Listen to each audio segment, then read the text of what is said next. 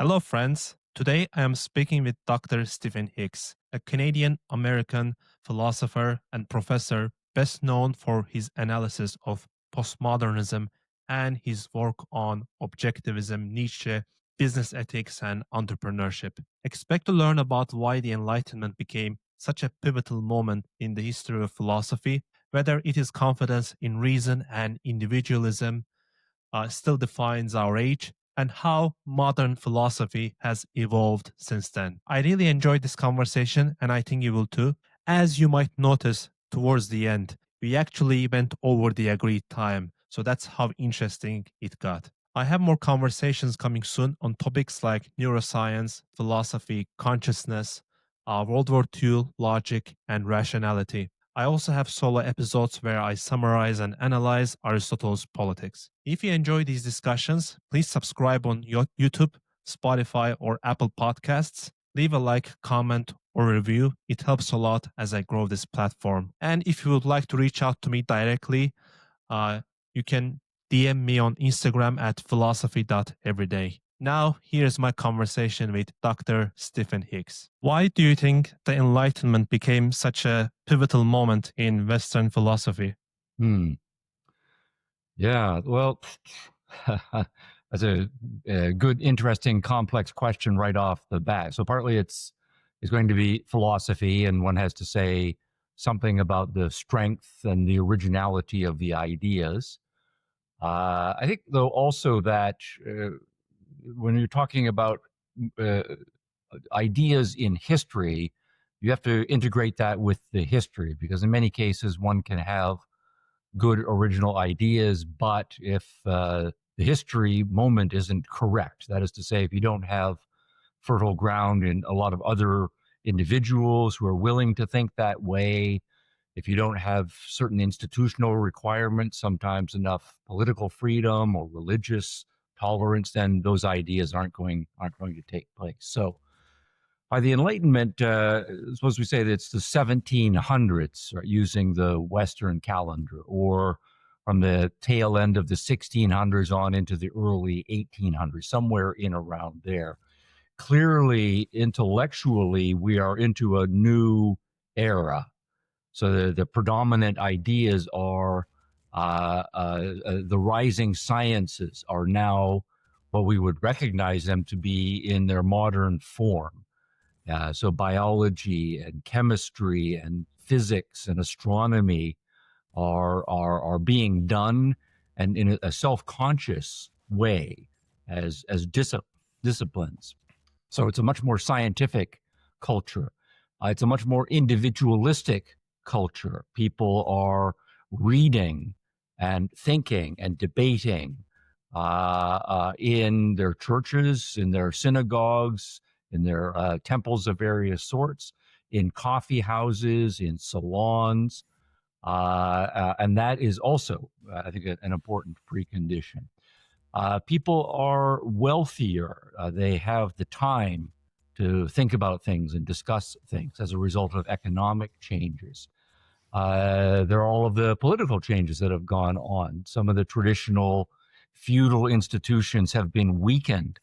The authority of the church, the physical power of the church in Western Europe, and the same thing on the with respect to the feudal privileges that many of the aristocrats and the kings. So there's a lot of things that are going on. Now, in my view, I think the most important things are going to be philosophical, that you have to go back and say the groundwork for this was laid in the Renaissance, in the Reformation. So that takes us back to 1400s, 1500s. Now, suppose we just take the religious side of the equation, and we limit it to Western Europe, where the Enlightenment first took hold and accelerated. So the Enlightenment is clearly a thing by the time we get to the 1700s, but go back to the 1500s, 2 centuries earlier. So at the very beginning of that century, you have a figure like Martin Luther. Now, Martin Luther is not at all an Enlightenment guy.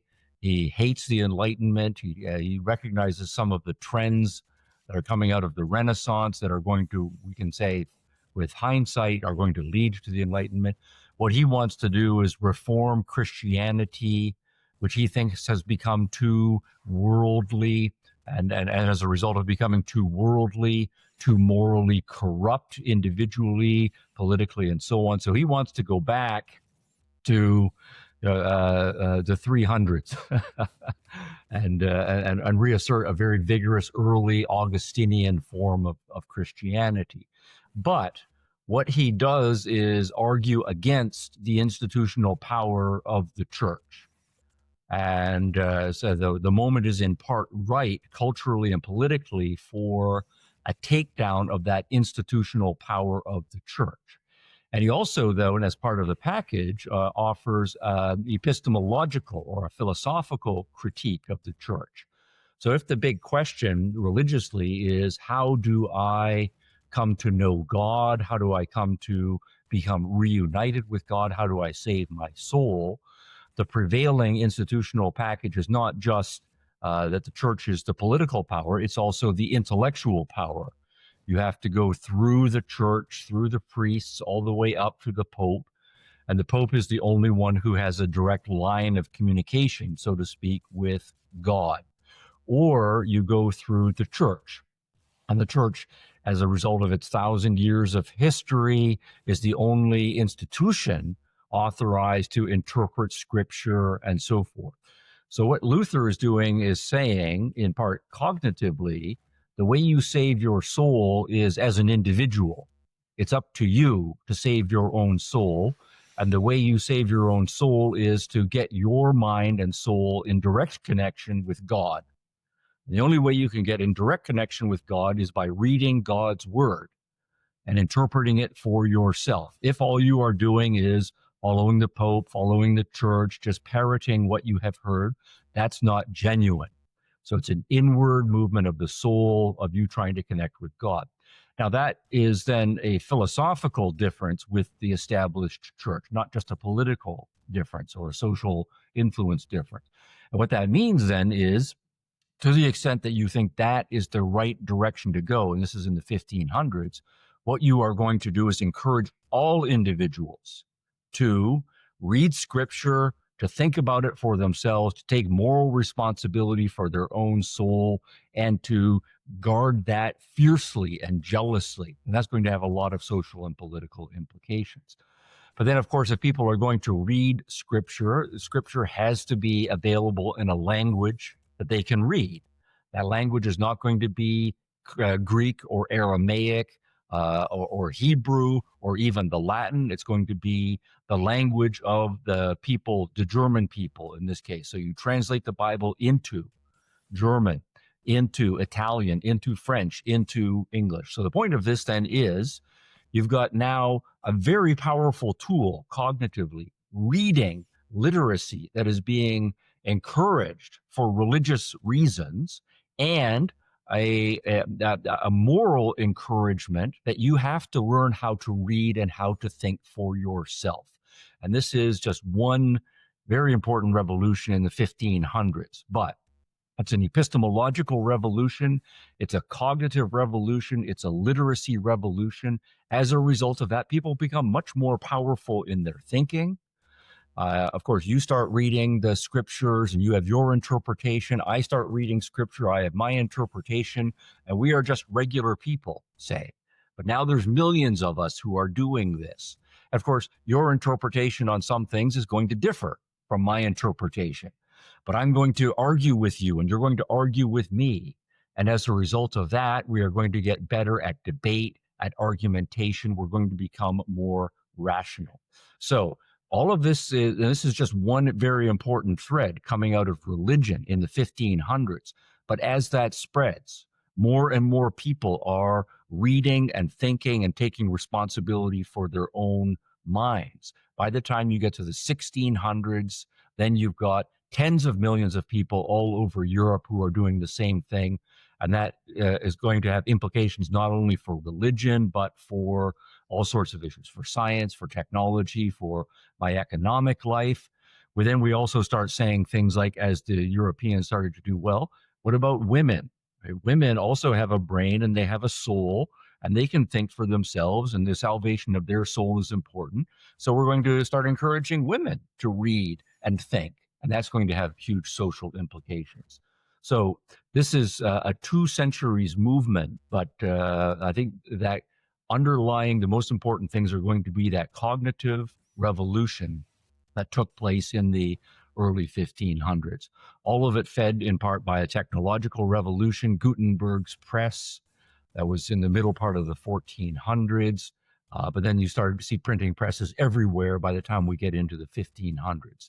And then that means the cost of information goes down dramatically, so everybody can afford to buy a copy of the Bible, to start reading newspapers, and so on. So what I would then do is to say to take the big Enlightenment and break it down to all of the threads, like the religious Reformation and the revolutions that were there. And there were others that were going on in the 1500s. All of it comes together to mount a formidable challenge and a defeat of the feudal institutions, philosophically and culturally. How relevant do you think Enlightenment is today? Because when I look at the world, it seems to me that the Enlightenment values, the systems, seems to be taken for granted. For example, when you look at the economic system, political system, cultural system, it seems to me they are the byproducts of the Enlightenment thinking. But Yes. there is not much discussion going on as far as I can see regarding Enlightenment and how obvious it was. So what do you think? How relevant is Enlightenment today? Yeah. That's an interesting question. I think I think it was your second observation in there is the right one, to say that we take it for granted.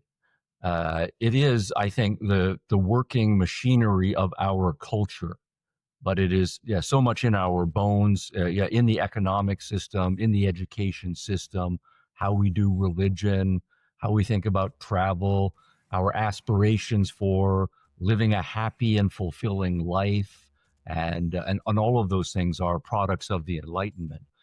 Now, at the same time, because we have taken it for granted, and because the enemies of the Enlightenment, and there are lots of them, have been also clever and getting their act together, that we are aware that there are formidable challenges to the Enlightenment. And those are a lot of the things that are being debated on social media.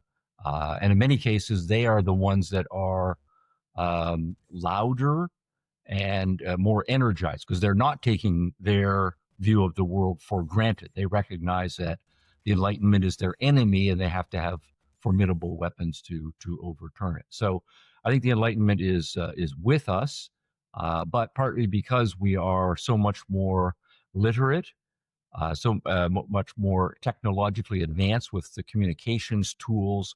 We are more self-conscious about the kinds of debates, and more people are participating in their debates about the fundamental features of what our culture is, even if we don't call it the Enlightenment. Why do you think Enlightenment, confidence and reason and individualism came to be seen as philosophically incomplete over the history? Yeah, that's another big a big question. So here, I think I would go more narrowly to the philosophers who are working on the Enlightenment project. So if we boil the Enlightenment down to 2 big claims, one cognitive or epistemological claim, the claim being you should think for yourself as an individual, and that your cognitive capacities, your senses, your reasoning, your capacity to do logic, and so on, are competent. Right? So that's partly a cognitive claim, but partly a moral claim. You should use your cognitive claim and use it to guide your life. Now, those were revolutionary claims in 1400s, 1500s, 1600s, and there's a broad-based movement, a lot of intellectuals arguing that. Then the philosophers get to work and then to say, well, how does this set of cognitive tools work if we're not going to retreat from the world and seek mystical insights, right? If we're not just going to take faith in what higher authorities tell us, right? I'm going to use my senses. I'm going to use my memory. I'm going to form broad abstractions and all of the elements of scientific method, making hypotheses and doing math and logical analysis and so on. How do all of those things work? And so then the job of the early philosophers then is to provide accounts of sensation and perception and logic and concept formation and so on. So then we start to see philosophers like Rene Descartes and Francis Bacon and John Locke, all of them in the 1600s, developing accounts of how they think reason works and so on. And then they think their accounts work. And so they then add the normative claim, you should do all of these things and become very good at these things and use it to guide your life. But then at the same time, as Enlightenment philosophers, all of their accounts are going to be subject to criticism and challenge. Now, we could say this is a normal part of scientific procedure, right? I think we have this capacity, the capacity of reason. I have some hypotheses about how reason works, and then other people will criticize my hypothesis, and there will be weaknesses probably in this hypothesis. So then what I need to do is go back and find a better explanation for how reason works. So what we find, though, is that the biggest hypotheses that come forward from the 1600s, and here we recognize Descartes, John Locke, Francis Bacon, Galileo, I would put him in the mix also as very important, that their hypotheses were very powerful, but they had weaknesses. And the other smart philosophers of their time in the next generations doing what smart philosophers do, taking everything apart, looking for the tiniest weaknesses and so on. So they find all of the weaknesses in those early theories. And then the question is, what do you do next? And one thing you can do is say, well, that just shows that those earlier theories have some weaknesses. We need to go back and work on them and come up with better versions of them. And then there are many philosophers who continue to do that. They work to find better rationalist theories in the Cartesian version, or better empiricist theories in the Baconian and Lockean traditions. And I think that has been going on for 2 or 3 more centuries now. And so we have much better, more sophisticated understandings of human psychology, human cognition, and so on. But at the same time, going back to the 1700s, when you look at the early theories that are saying, here, reason is important, reason is competent, and here is how it works. When you read the philosophers, say, like David Hume, who are more skeptical about all of the claims, and he's a very clever guy, and he's able to poke holes in the earlier empiricist traditions, one can reach a different conclusion. You can say, well, all of this confidence in reason has now been shown that it doesn't work, because the theory that's used to justify reason has all of these problems. And so therefore, I don't see how you can solve these problems. We have to abandon reason, or see reason as incompetent or less competent, or that reason is not really the way that we should be proceeding. Now, I think there are people who can be doing that for good philosophical reasons. They can be looking at the arguments. They can be saying, here's the theory, here's the problem with the theory, and I understand the theory, I understand the problem with the theory. I don't see how this this problem can be solved. Therefore, we have to get rid of the theory. I think also there are other people, though, who for extra philosophical reasons, who like the idea of, here's this theory that valorizes reason, and I don't want to do, say, all of the work that being reasonable and rational requires. I want to do something else philosophically, cognitively. I like the fact that we have these criticisms of reason, because then I can set aside reason and I can do something philosophically different in my life. So there will be those who, for straight philosophical reasons, come to think, well, maybe we have to do something beyond reason or set aside reason. And I think there are also those who are psychologically primed for wanting to reject reason and to take philosophy in a different direction. So by the end of the 1700s, and that's typically labeled the height of the Enlightenment, you already see these counter movements and these problems developing. And as those movements become more sophisticated, we then have the beginnings of a counter-enlightenment, right? People who want to say, now we've got very sophisticated arguments to reject reason, and we're starting to develop anti-rational or non-rational understandings of human understanding or the human being, and we want to explore those philosophically. So then we get into what we call it kind of enlightenment versus various schools of counter-enlightenment philosophy, and we are now 2 centuries downstream from that. Yeah, after Enlightenment, we also have this cultural, artistic, maybe also philosophical. It's called Romantic period. Yeah. Yes. Do you think there Yeah. is a historical moment there? I think was Enlightenment too rational for human psyche, human psychology? That we we're kind of looking for some chaos and want to break out of the reason and look at the other. Yeah. Well, that's interesting, because then you're putting it more in psychological form. So then you are saying, I have a certain understanding of reason. And if your understanding of reason is that it's mechanical and logical, and it doesn't make room for emotions and passion and spontaneity, then psychologically you're going to be looking for reasons to say reason is limited. And that will then justify your going off in a different direction philosophically. And I do think that this movement we call Romanticism, that starts to develop in the late 1700s on into the 1800s, one of the philosophical feeders is exactly that.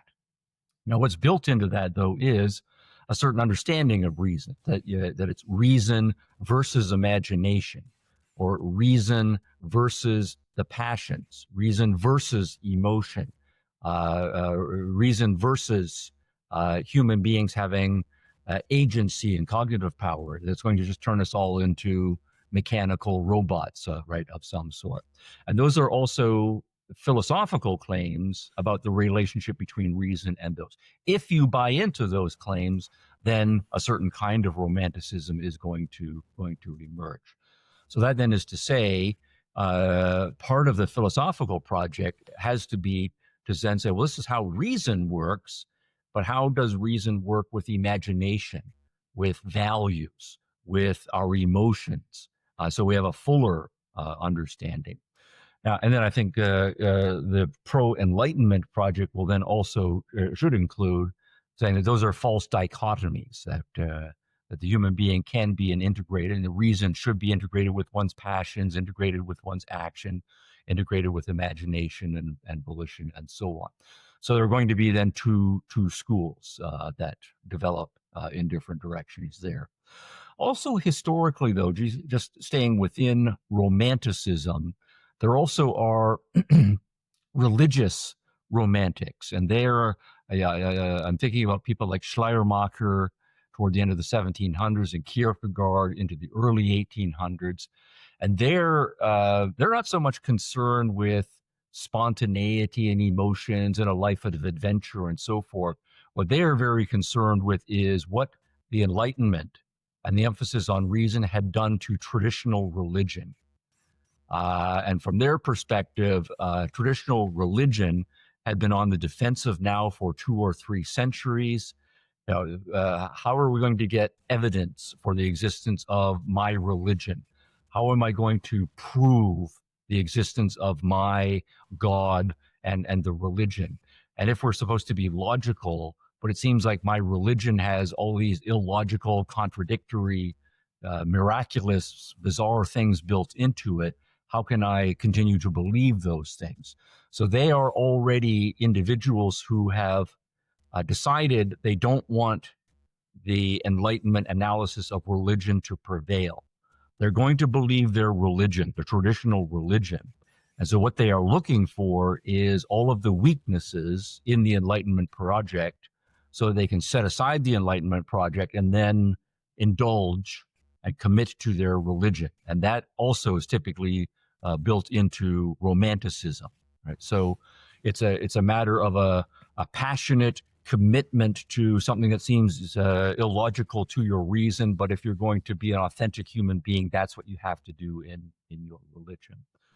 But also under the just under the the Romanticism label, I think a lot of Romanticism also was compatible with the Enlightenment and downstream from the Enlightenment.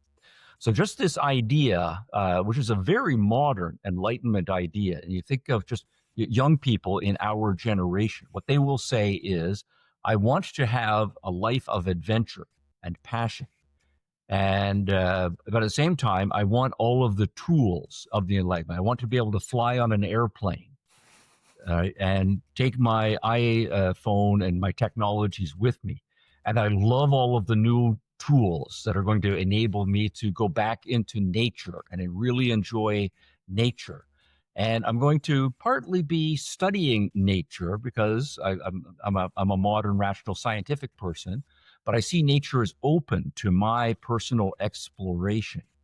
And it's partly the Enlightenment's tools, all of the technological tools that are enabling them to do so. It's partly also the wealth that came out of the Enlightenment that is enabling them to say, I want to find myself and explore who I want to be. I've got all of the time and I've got the money in my bank account, right? Or I know that I can earn the money when I get back from my travels and so forth. And when I look, for example, I don't know, I'm just thinking, suppose my dream is I'm now 20 years old.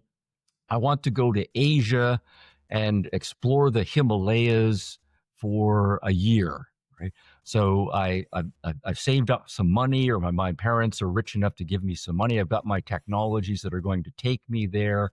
And but how do I even look at the mountains? Right? If you look at how people looked at the mountains for most of human history, mountains were scary, right? They were threatening. They were hostile. You go there, you are going to die. If you are of a religious cast of mind, that's where all of the bad gods and the demons are. And you are frightened of the mountains. So even the idea that the mountains are open to us, that they are beautiful, that they are inviting us to come and explore us, all of that romantic understanding of the mountains, that is a product of the Enlightenment. We think about nature as open to human exploration, nature as fitting with human aspirations. And that's a very Enlightenment romantic integration way of looking at things. So Romanticism is a very broad label, and I think it's right to take it as a historical movement, but there are philosophically very different sub-movements that comprise the overall movement. Yeah, I think what you said was also interesting about flying in an airplane, but also wanting to have some adventure. It's like using your iPhone and posting about, how evil capitalism is and posting it in Twitter. Okay, right. So yeah, so there are paradoxical forms of it, Yeah. right? So, but there are at the same time people who will say things like, "I love that I can be out here in the wilderness and still connected, and it's amazing that I've got this technology that lets me be connected to the amazingness of nature and the amazingness of stuff that human beings have done." So you have both of those. Yeah, I think what you also mentioned about the history is relevant because if you look at the post-Enlightenment or even post-Renaissance, post-scientific revolution world, it is a very tiny portion of human history. I think that most of the human history has been a time where people looked up to faith, looked up to the scriptures for understanding the world, and what we are seeing is looking up to the reason as our first guess about the world seems to be a very new phenomenon if you look at it from the overall picture. Yeah, I think that's right. Because, if you talk to the anthropologists, they will say human beings, with our big brain and so on, 200,000 years or 300,000 years. And then you say, well, then 20,000 years is what would that be? 10%. 2,000 years is 1%. So 200 years is 1/10 of 1%. And that's us. So that's just a tiny sliver. And the psychological and cultural adjustments in these revolutionary times, it's a lot. Yeah. We have modernism, and then we have postmodernism, and we also have enlightenment and then counter-enlightenment. Would it be too uh, would it be fair to generalize and say modernity is associated with enlightenment and the counter-enlightenment is associated with postmodernism? Yeah, those are broad historical categorizations. I think what you said is broadly correct. So I think modernity is the broader historical label, and the transformations in early modern philosophy, Francis Bacon, Rene Descartes, so that's all early 1600s, is a part of that. But I think modernity is broader because it includes, well, we mentioned the religious transformations, the Reformation, Counter-Reformation. And that was starting in the 1500s. And that was partly philosophical, but partly a lot of stuff beyond philosophy is going on there. Artistically, the early 1500s, Michelangelo is coming into his prime. Leonardo da Vinci is a little bit older. So the Renaissance art has matured. And so we're into a new artistic era.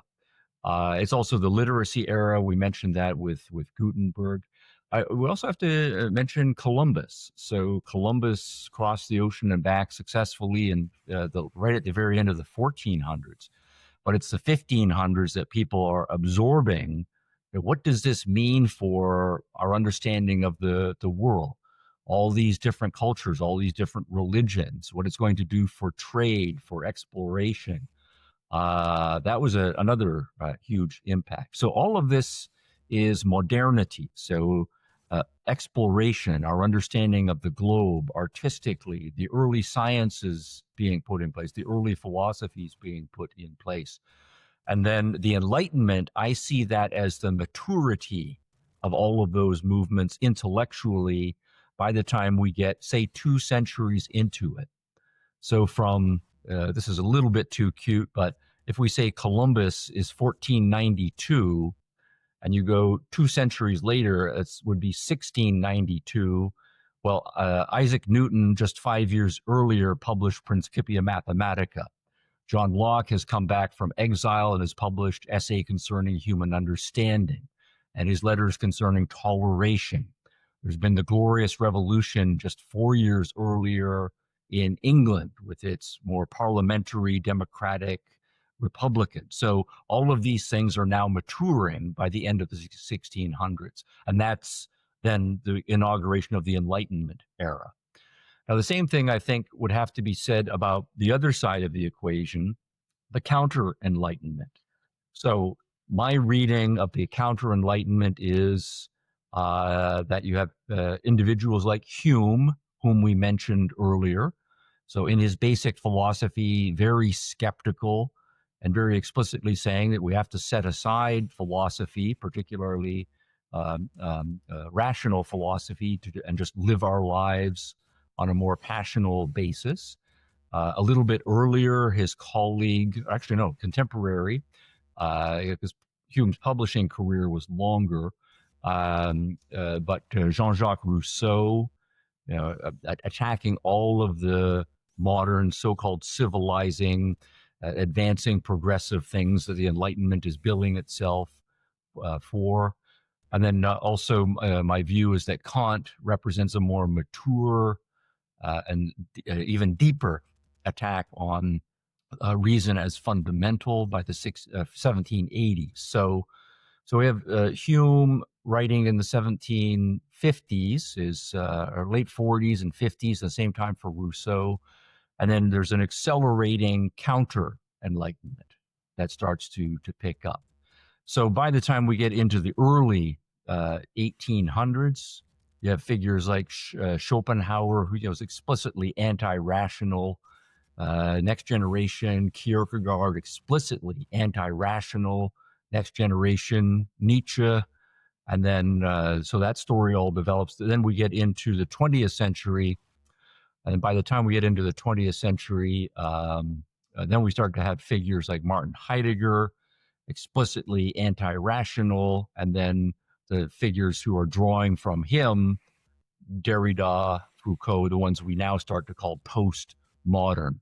And what they are doing is, as deep philosophers who are also philosophically informed and very cognitively or anti-cognitively sophisticated, saying we are looking back now at this long sweep of philosophical development, the entire modern era, the entire Enlightenment project. We think from the middle part of the 20th century, now in the 50s and 60s, that has been a failure. And we have good philosophical arguments to show that the philosophy that the Enlightenment rests on is a complete failure. So we have to set aside the entire Enlightenment, the entire modern era, and go do something else. And on my reading, I think that is taking all of the counter-Enlightenment trends and teasing them out. But it takes a long time because these are very deep, very sophisticated, multifaceted arguments to reach a kind of maturity in the postmoderns of the middle part of the 20th century. I think it's great that you mentioned some names there: Kant, Rousseau, Schopenhauer, Nietzsche. It would be great if we can dive deep in some of the names there. Specifically Kant. What specifically he is attacking in the Enlightenment? Because he has an essay called "What is Enlightenment?" and there he openly says, "Dare to use your own reason, dare to use your intuition." Sure. So what is he specifically attacking in the Enlightenment tradition? Yeah, that's right. No, so Kant, I think, is a mixed figure.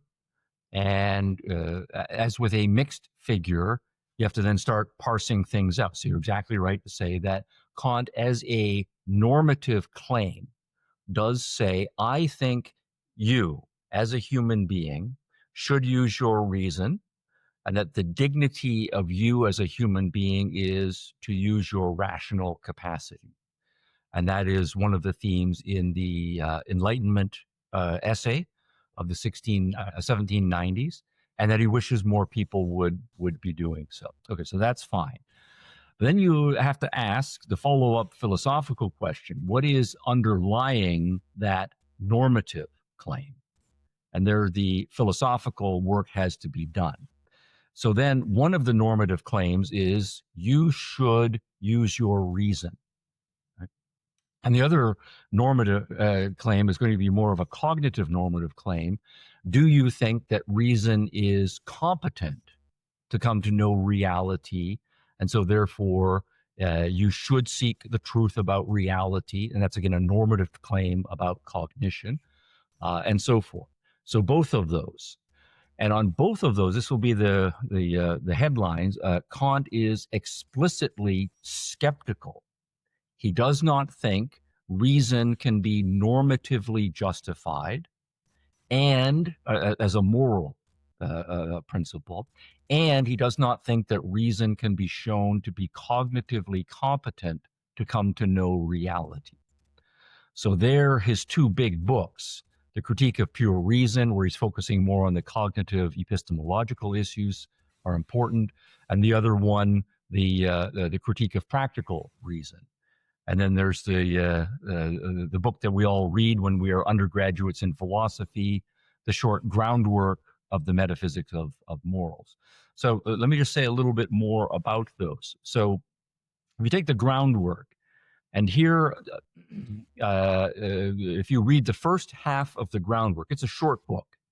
What Kant is doing is saying very explicitly, is I am going to describe to you a conception of morality.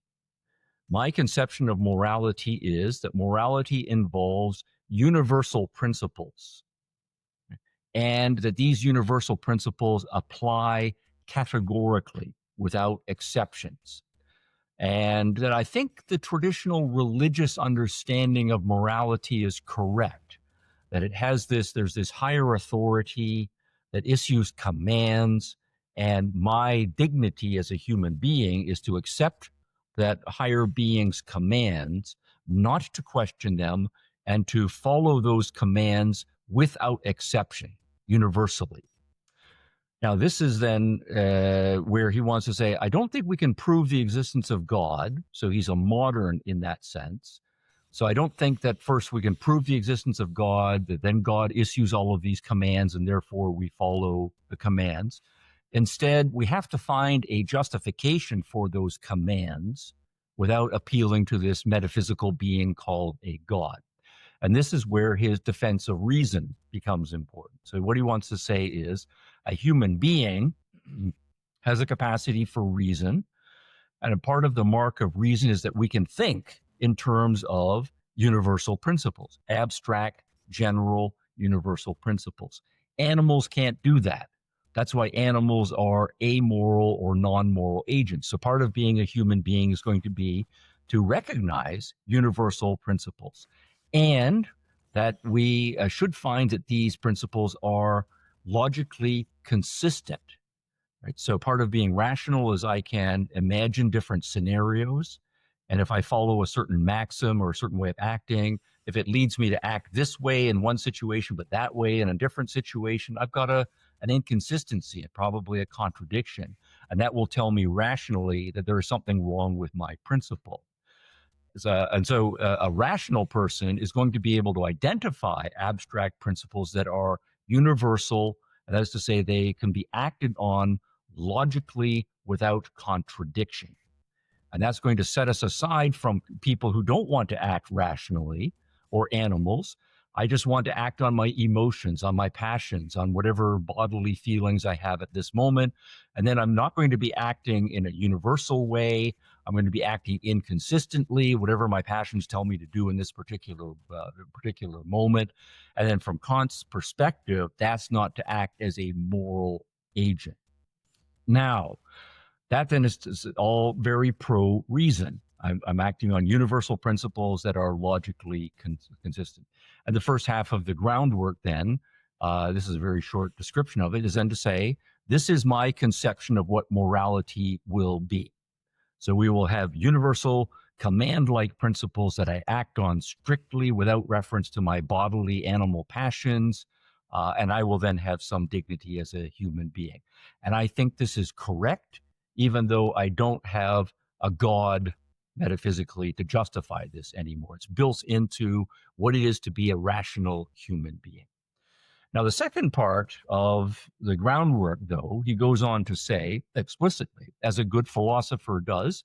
So he says, I have described this conception of morality, but why do I think it is correct? Right? How can I justify it? And just to do a short version of the argument is to say, well, I am a human being, and on my Kantian conception, I have a rational capacity.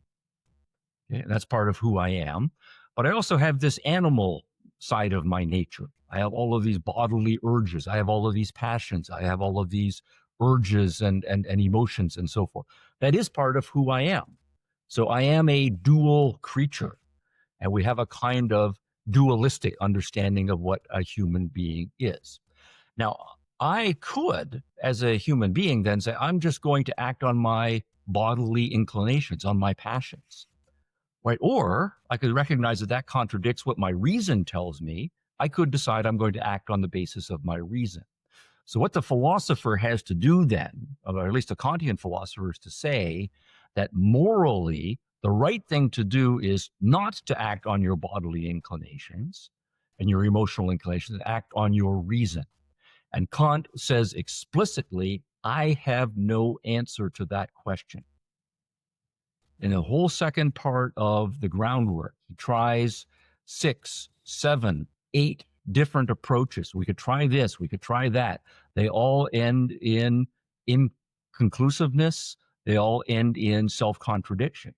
And so if you read just the very last page of the groundwork of the Metaphysic of Morals, I don't mean to be snarky here, but I think most undergraduate students and even most philosophy graduate people and even many of the professors, they only read the first half of the groundwork and they stop there with this pro-reason description of reason, but they don't then recognize that on Kant ends as a moral skeptic.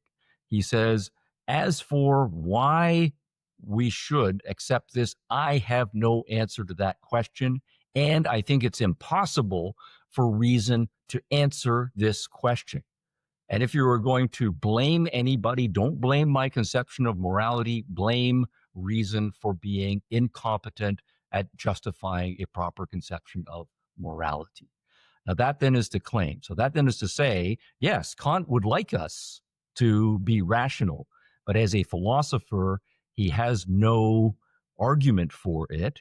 And he self-confessedly says he has no argument. And further than that, he says any argument for it is philosophically impossible. And so that's why I say he is not actually a pro-reason philosopher, right? He is fundamentally undercutting the philosophy. Now that's kind of a long digression just on the moral side of things. The other side of the equation, just stop me if we're too long on this All good. is then to say is not only that reason is important normatively for me as a dignified ethical being, right? The other important issue about reason is it competent? Right? Philosophers are not only interested in the question, what is it to be a good person? What is it to be a moral person? But philosophers are interested in knowing what's the truth, what's reality like, what's the nature of the cosmos, the nature of the universe, and so on. And so the pro-reason claim is that reason is our means of coming to know reality. Right? And then hopefully we will discover some basis for morality as well when we have come to know reality. So as opposed to saying mystical insights are competent to come to know reality, right? Or trusting authoritative institutions will give you the truth about the nature of reality, or going on your feelings will give you the truth about the nature of reality, that you need to use, say in the more empiricist tradition, use your senses, gather the data, define your concepts accurately, right? Use good grammar, use good logic, use good math, do all of the experimental stuff. And as a result of doing all of that, using your reason in a very sophisticated fashion, you are competent to know reality as it really is person.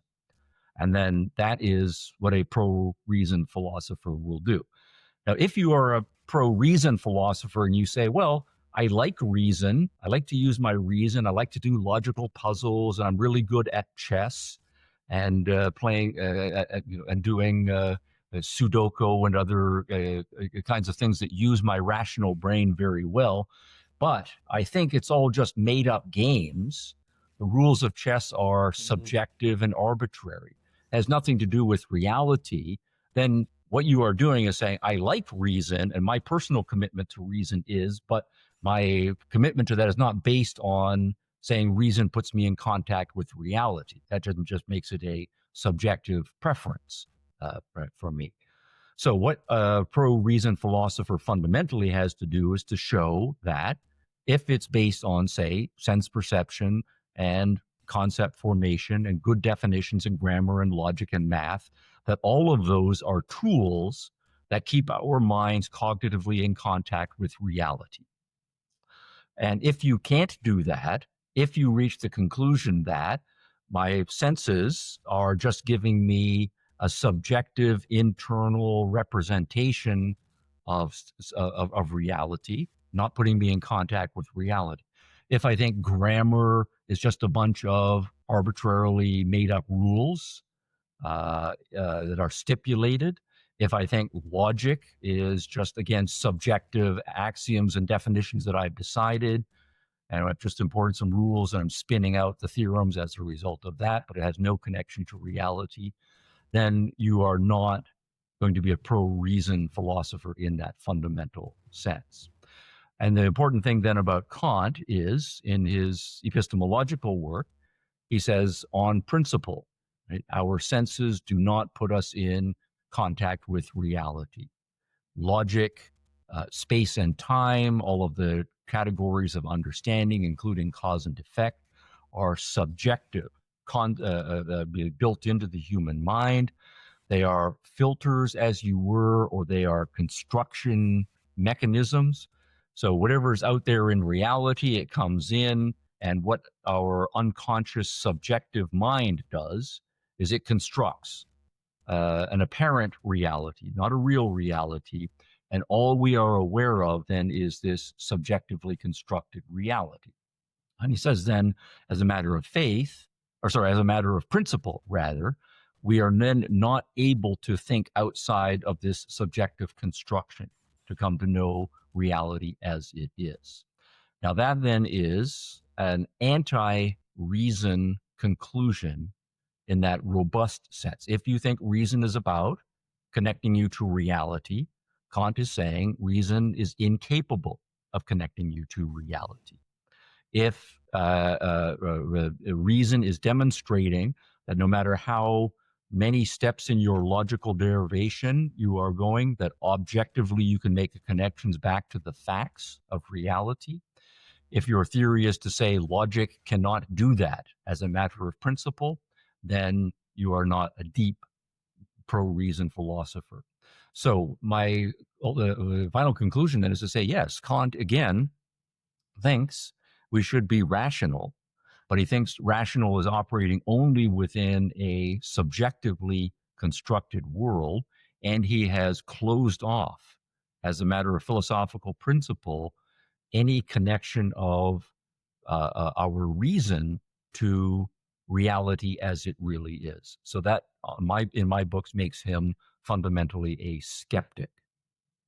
I think it was great observation with what you made with most people not reading Kant. I mean, me personally, I'll be honest, I read only that article, the essay that he had, What is Enlightenment? And it was 10 years ago, maybe in my bachelor's course, and I never read anything beyond Kant. But I Yeah. guess if Kant appeared suddenly in the 21st century, let's say, guess he would look at all the universe, like the galaxies, planets, and he would say, oh my God, yeah, this is all inspiring that we have found this, but ultimately we will never understand the reason because we are incapable of it. And that's why we need to revert back to God or tradition in that sense, because we are incapable of understanding all Yeah. these complexities. Well, I think the second part is not quite Kantian, because he does want to say is not only are we incapable of understanding reality in a scientific sense, the galaxies and the stars and all of that, the way reality really is, he also wants to include God in that. So, because the claim that ultimately reality is a space-time continuum or whatever the language is, or subatomic particles in various complex structures, or the claim that reality ultimately is God or the gods out there. All of those metaphysical claims, he thinks we have to set them aside. We can't know them. So even the first part of it, when you read his critique of pure reason, he would say, if we want to say we're doing science and we're trying to look at the world as 21st century people and to wrap our minds around quantum mechanics and Einsteinian relativity and so on, the fundamental concepts we are getting to are various subatomic physical particles or waves, and we're talking about space and time. And we want to say that those particles or waves are acting in causal formation. Now, the important thing for Kant is that he says space and time are subjective constructs. So it's not the case that we are looking at the universe that has space-time features in it. We are taking the whatever data from the universe, and space and time are subjective. We are constructing a space-time phenomenal reality. And the same thing for cause and effect. If we want to say there are the material stuff of the universe or the physical stuff of the universe is constituted according to cause and effect principles, Kant wants to say, well, causality also is just a subjective, subconscious or unconscious construct. So when we're doing science, we're still operating inside our heads, so to speak, and only inside our heads. And that's deeply skeptical. If we go back a few decades before Kant, and if we go a bit west of Germany and across to the border of the France. We have Rousseau, and then a couple of decades later, we have French Revolution. So sometimes, like, I wonder whether French Revolution was a success story of Enlightenment or betrayal of the Enlightenment. Yeah. What's your opinion regarding that? Well, this is another great question, and one that is partly philosophical. So, can we connect Rousseau to the French Revolution? But the French Revolution, obviously, a shattering historical moment and hugely political, right, in its implications. So, uh, so how much history do we want to do? So let's just do a potted version of this. I want to say the French Revolution really is a 3 or perhaps a 4-phase revolution. So if you see what's going on in France in the 1780s, early on, so we have a decaying monarchy. France has a lot of economic troubles. There's a lot of social unrest, partly for the economic reasons, but partly also because we are getting into the modern world and people are becoming more literate, and there are very lively Enlightenment and various other schools of thinking going on. So it's a intellectually, culturally fermentous moment. I think probably the most important thing initially, though, are the aristocrats. If we just focus on the political things that lead up, that the aristocrats had been losing out to the monarchy for about 2 centuries. So, if you go back to feudalism, there's always the jockeying between the monarchy and the aristocrats for who has the most power. And of course, the church is another important one as well. But consistently, Louis XIII, XIV, XV, the monarchy had won and the aristocrats had become weaker. So once we have a weak monarchy in Louis XVI, the aristocrats are being savvy and saying we can force some concessions and get back some more power. So I think primarily it's the aristocrats who were the successful ones at forcing the king to call the Estates General to get everybody together. And the initial thing there is not that we're going to be revolutionary. Instead, we just want to reorganize the power structure, limit the power of the king a little more, spread the power out to the aristocrats more, maybe send a few bones to the Third Estate. But it was a reformist movement, and everybody recognized that the reform was necessary. Now, I think very quickly, though, this is the success of the Enlightenment part, that there were significant numbers of people in the Third Estate, in the Second Estate, which is largely the aristocrats, and even among many of the clergy, who were much more modern, much more enlightened, right? So we're not necessarily believing that the literal truth of God is correct, even if I'm a priest or a bishop, but rather that religion is a cultural force and it needs to be reformed and so on. And I might, as an aristocrat, believe that, yes, I've inherited my father's position, but I don't think feudalism is the wave of the future. I think we should reform things in a more liberal Enlightenment direction. And then a huge number of intellectuals and activists who were Enlightenment liberals. And the important thing here is that they are followers of Voltaire, and Voltaire was largely a follower of John Locke, that they were all admiring of the American Revolution that had been successfully prosecuted in the previous decade, the Declaration of the Rights of Independence, the constitutional principles. So these were largely Enlightenment liberals who were coming to the fore. And very quickly, I think they are the ones who wrested control of the revolution away from the aristocrats. So it's at that point that you see the French Declaration of the Rights of Man and the Citizen that is formulated. And that is a very John Lockean document when you read it through. It's very close to the Declaration of Independence. It's about the rights of individuals. It's about religious toleration. It's about separating powers. It's about even starting to talk about whether women should have equal rights, liberty rights as well. It's about property rights and that more people should have the right to property and economic transaction and free markets. That's overstating it a little bit, but devolving economic control away from the monarchy and the aristocrats to ordinary people in the third estate. The primary author of the first draft of the Declaration was Lafayette, and he's just a straight up Enlightenment liberal. You know, it's the same Lafayette who had gone, and he was an aristocrat, but he's the one who had gone over to fight with George Washington and the Americans during the Revolution. And so the idea really was it's going to be that John Locke, Voltaire, American Revolution model, and we're going to adapt that to the French model. And that was now we're into late 1789 on into 1790 and so on. But then you mentioned Rousseau. So the Enlightenment also had the Counter-Enlightenment.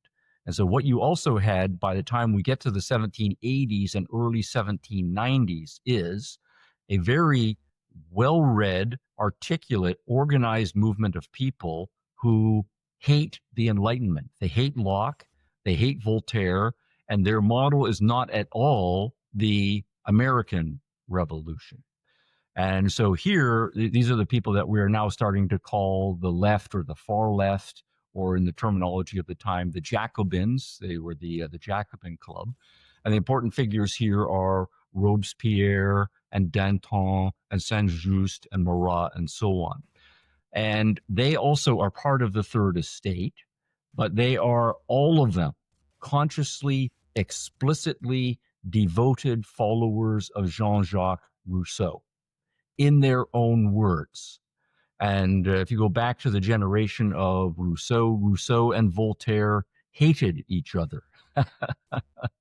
So in that sense, French Enlightenment is, say, Voltaire. The French Counter-Enlightenment is Rousseau.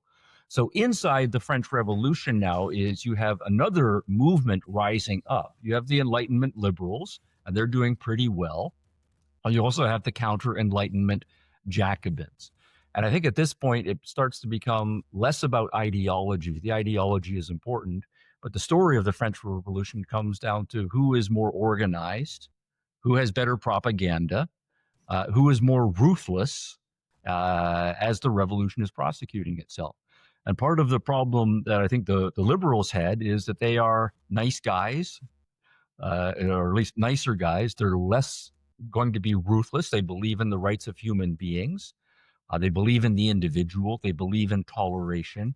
But when it gets to the point of street fighting, if you are doing street fighting with people who don't care very much about individual human life, who don't care very much about tolerance, who are much more authoritarian, even dictatorial in their political philosophy, then it's not clear who's going to win in the street fighting, so to speak. And in this case, by the time we got to 1791 on into 1792, the Enlightenment liberals start to lose, and it's the Jacobins who start to win.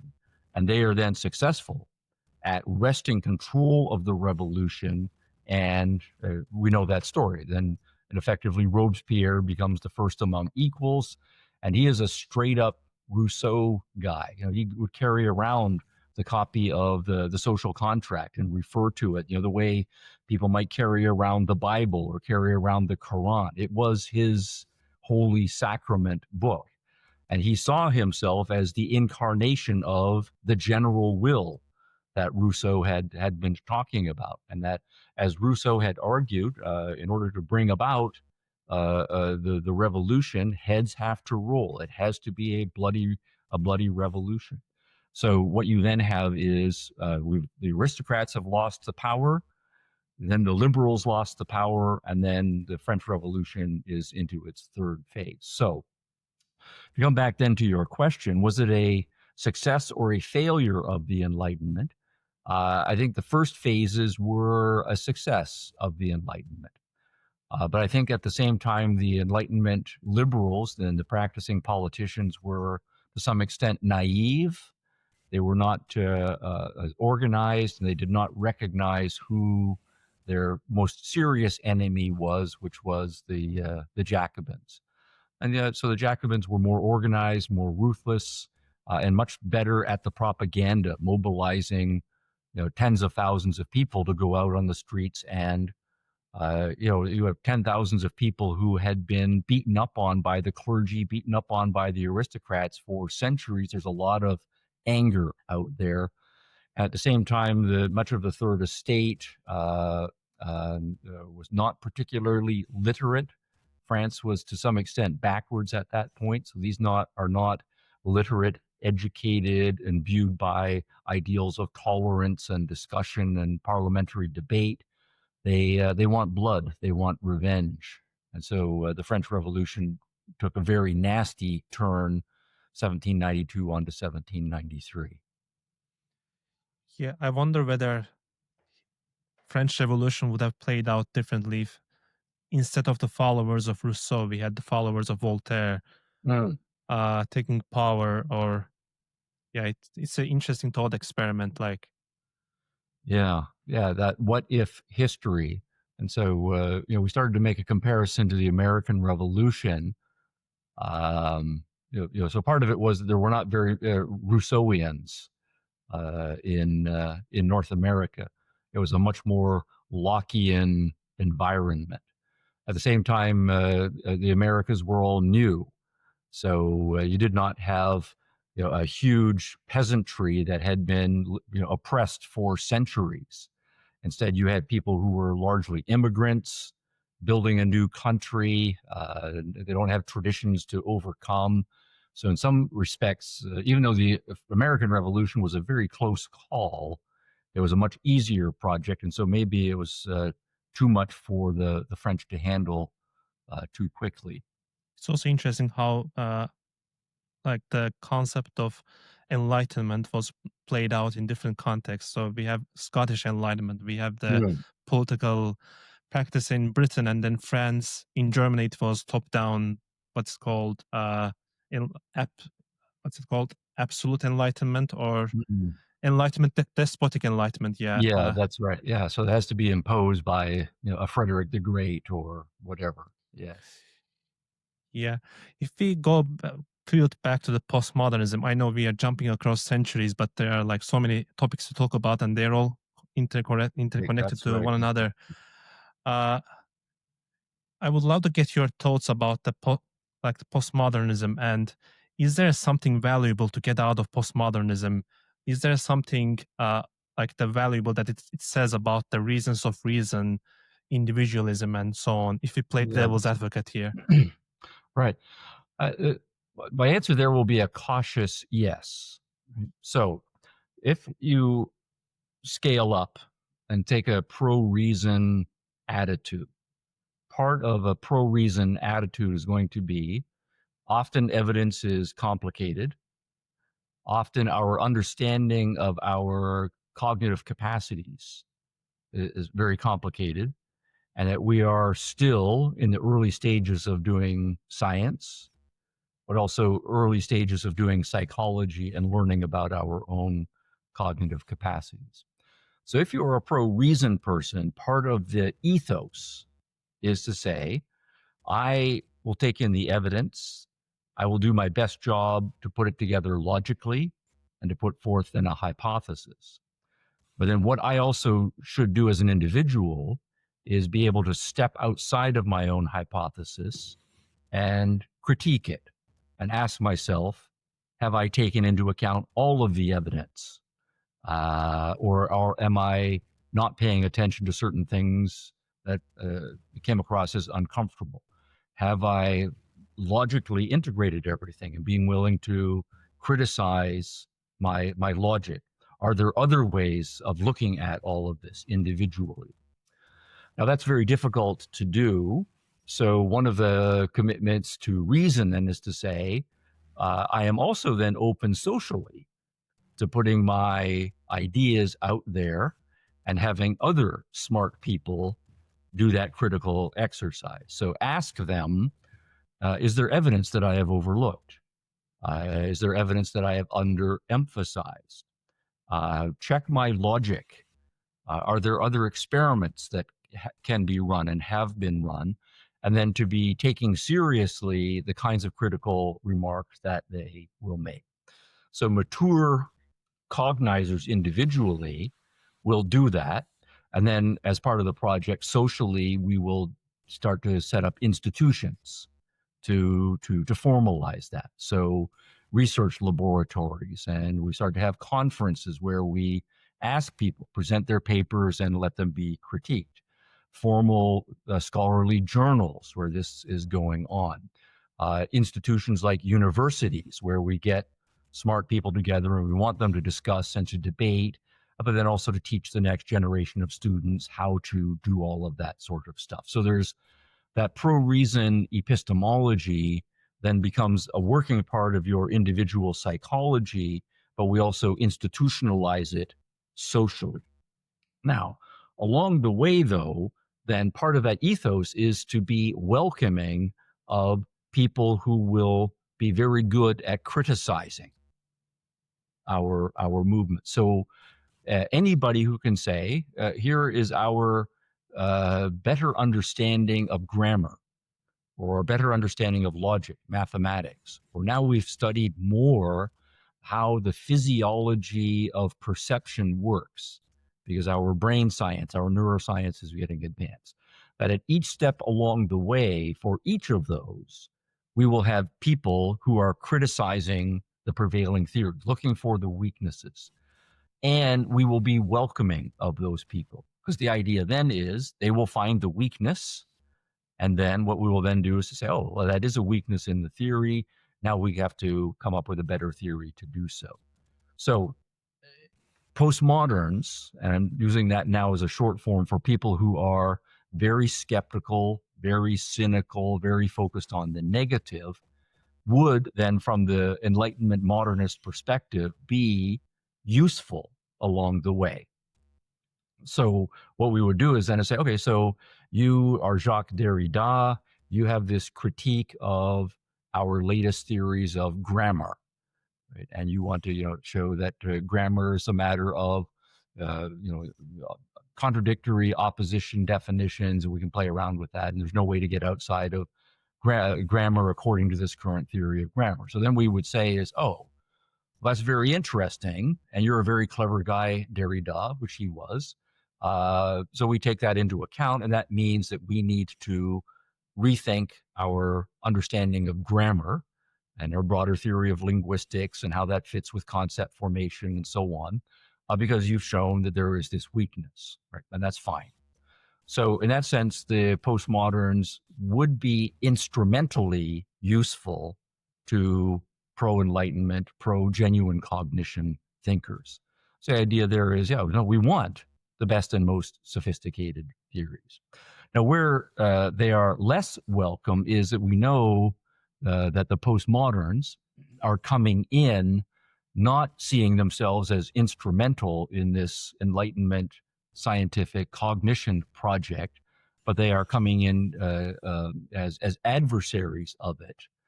So from our perspective, they are instrumental. They'll find our weaknesses, and then we will fix those weaknesses. But really, we know that we are dealing with people who want to deny or destroy that project in the first place. So it's a double-edged sword. So there's a difference, of course, between having and we know this at an individual level, a discussion with someone that you're both committed to the truth. I don't know. Let's just change context for a moment. Just the example I'm thinking. We're in a business context, and we want the company to succeed. And I've got this idea for a new product or a new marketing plan or whatever it is. And during our meeting, I ask you to think about this project and criticize it. But I know that you are a smart guy and you're going to criticize my marketing plan because you have the best interests of the company at heart. Versus you are someone who is critical of the company. You would like the company to go bankrupt, and you're coming up with criticisms on the basis of that. So I will welcome the criticisms in both cases, but I'm going to treat you differently as an individual. So I'd say something like that to begin. I think that was a great analogy. Yeah. Uh, but what's the source of that adversarial relationship towards reason? Like, why? Yeah. Well, I think that there are different roots to it here. I think sometimes there are people who, when they are young and they're smart and they're open minded and they're interested in the big ideas, that they will give all of the big ideas a, a good faith hearing, but they then just come to be convinced that the negative arguments have the better of it. And so they will then become skeptics just because they don't see an answer to the skepticism. And usually that the mark of that is that they are initially unhappy about being skeptics. Or they wanted to find a philosophy that worked in the real world, so to speak. So, but we do know that psychologically, many people come to their intellectual maturity already with baggage. That they're pre-committed to another religion, they're pre-committed to a certain philosophy. Maybe they have had terrible experiences in their life and they are already cynical and pessimistic. So, in that case, we know one of the things that can happen is when people who have that psychology come to the big ideas, what they will be finding is they will gravitate toward the big ideas that confirm their pre-existing negative psychology. And in many cases, what they're not so much looking for is a philosophy that will teach them the truth about the world, but a philosophy that will affirm their already psychological disposition toward the world. And so, in that case, if you have someone who has a dark, negative, perhaps even cynical, tending to nihilistic philosophy, any skeptical argument will be attractive to them, right? And so that's one view. And I think another view, though, I think also is just a kind of laziness. It's not necessarily that you have a dark psychology, but if you think of pro-reason and the Enlightenment world, in some ways, those are very challenging. Right? So the pro-reason position says, you really have to be good at logic and math and defining your terms carefully, and be willing to change your mind frequently as new evidence comes in. And you're going to have to be very tolerant of other ways of looking at the world, and maybe even spend some time putting yourself in other people's cognitive shoes or cognitive framework and trying to look at the world. So it requires a lot of energy, a lot of activity, and a lot of skill development. And just as we know, a lot of people physically aren't very into health and fitness and nutrition. They're physically lazy. The same thing holds, I think, on the cognitive side. They're just going to look at the Enlightenment reasons. That's just way too much work. I don't want to do that. I want to just believe whatever I'm comfortable believing. So then, to the extent they're getting some university education, if you've got some philosophical arguments that tell them, well, doing all of that work is pointless because reason doesn't work in the end, right? Or everybody is just subjectively committed to whatever emotionally they feel like anyway, so I might as well just do that anyway. So then they are going to again be attracted to non-enlightenment or anti-enlightenment arguments. So the point of that is that I think there are different routes to the postmodern. Right? Some people will argue themselves into it. I don't see how to answer the skeptical argument. Some people find it that it affirms their already dark and cynical understanding of the world. And for other people, it's a kind of intellectual laziness. And I don't think that's even exhaustive of all of the routes. I think another big part of it, though, is overtly political. That one of the things we know in the modern world is once feudalism declined, the two big contenders politically in the modern world have been broadly some sort of liberal capitalism as one's political ideal, or some sort of collective socialism as one's ideal. And we know in many cases people make commitments to those when they are very young, and the nature of those commitments is that people get fired up by them, so their emotions get inflamed, and they want to feel that they are committed to something, but they haven't necessarily done a lot of deep work on the justifying those arguments. So here I think beating up on the left and those who are initially attracted to collectivism and socialisms in various forms. The last 2 centuries have not been kind to the left. The arguments repeatedly fail every time strong leftists come to political power. It's always a disaster economically, a disaster in terms of human rights. So I think one of the issues then is if you're a younger person and you are moderately intellectually sophisticated and you are passionate about your politics, what do you do when you reflect on the weakness of the arguments for socialism, what seems like the terrible track record of socialism? So do you then say, okay, I'm just going to give up on my socialism? And some people, of course, will do that. Right? I'm going to follow the evidence. I'm going to be open-minded and consider, I mean, maybe even though for the last 5 years I really hated capitalists and liberals and so on, I thought they were just wrong, but maybe I'm going to tolerantly try to look at the world through their shoes. It's a very small number of people who will do that. What typically happens is people who have very passionate political commitments when they are young, even if they are aware that they have a terrible track record, even if they are aware that they don't have good arguments, they will be looking for a way to double down on their commitments.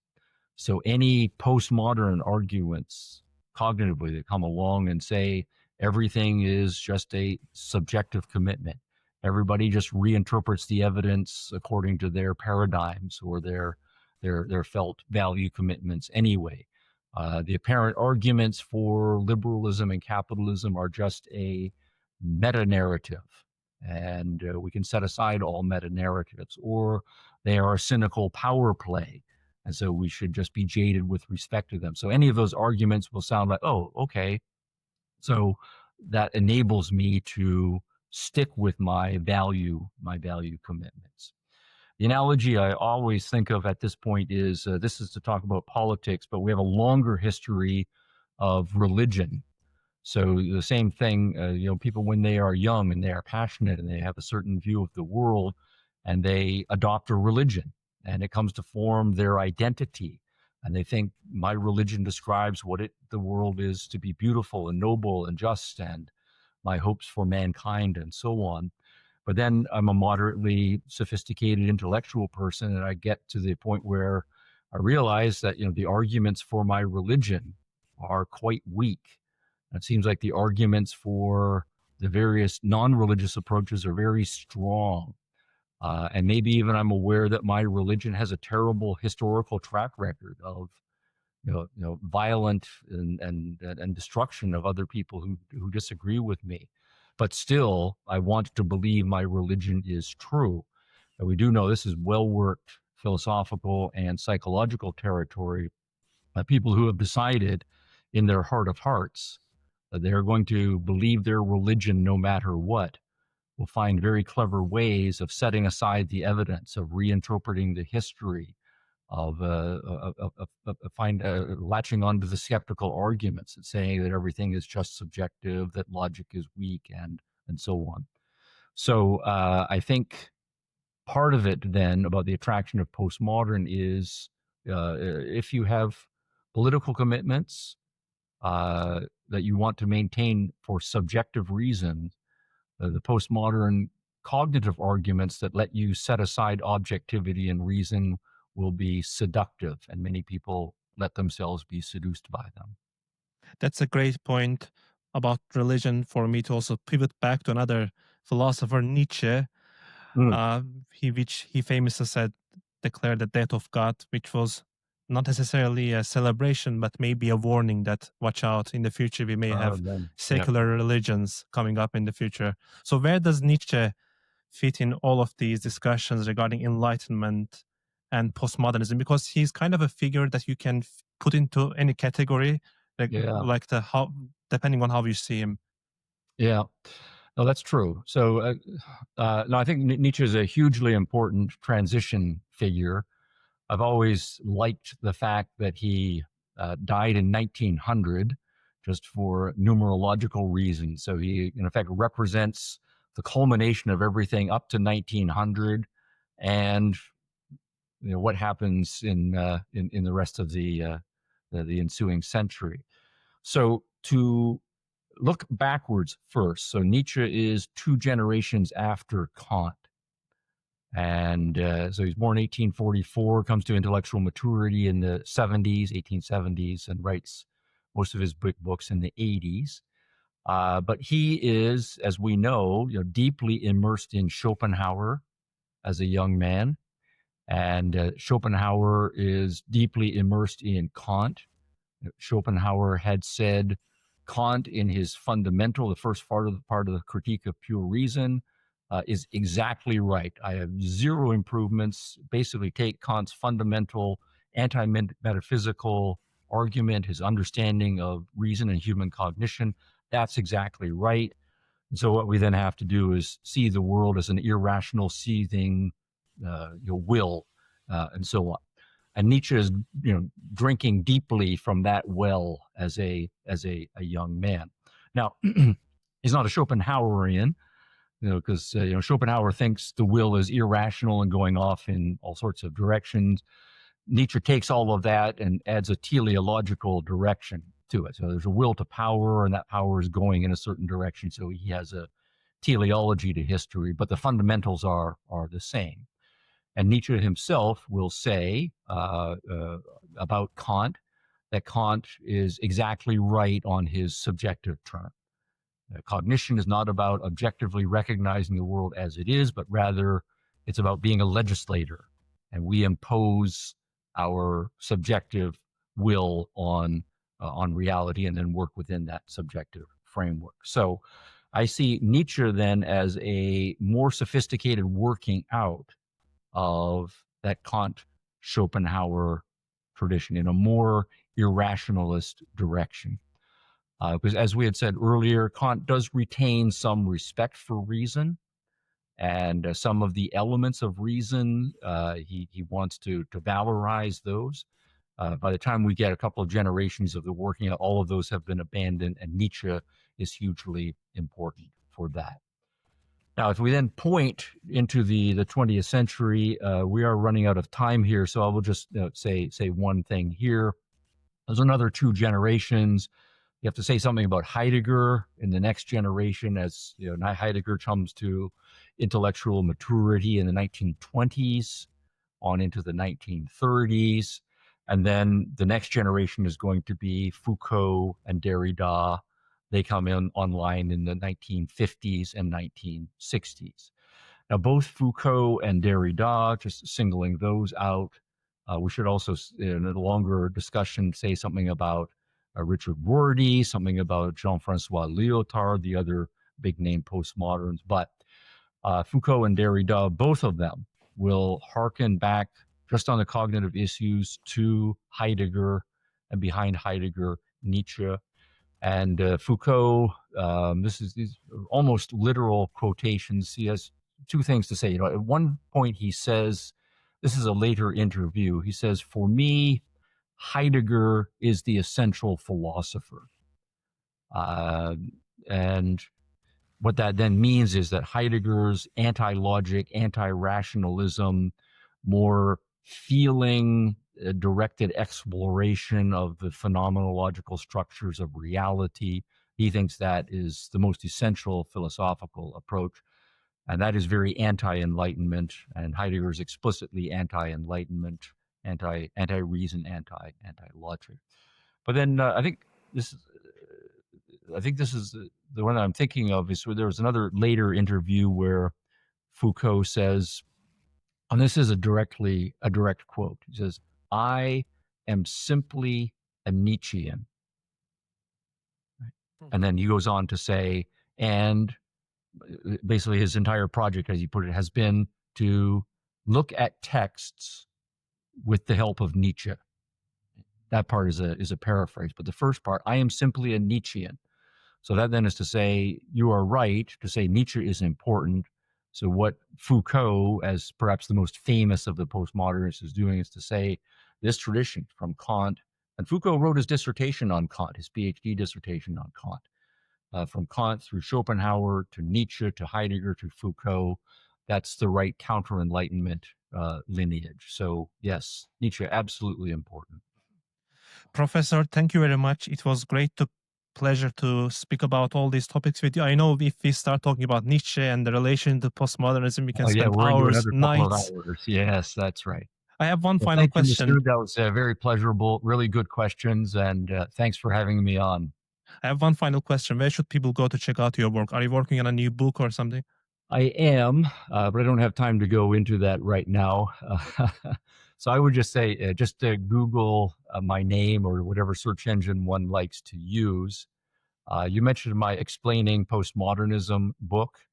So if you Google just my name, Stephen Hicks, and Explaining Postmodernism, or if one is interested in the Nietzsche material, I would say I wrote a book called Nietzsche and the Nazis.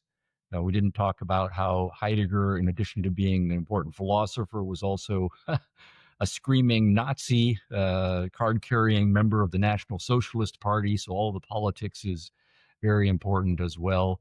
So that integration of philosophy and history and politics, at least from my perspective, is in those books. Thank you very much. Appreciate you being here. Thank you. Thanks for listening to my talk with Dr. Stephen Hicks. If you enjoyed this episode, please subscribe on YouTube to watch the future episodes. Leave a like. Also follow the podcast on Spotify, Apple, or other podcast platforms, and leave a review. It helps a lot as I grow this platform. You can also stay in touch with me over Instagram at philosophy.everyday. Thanks again for watching, and I'll see you in the next one.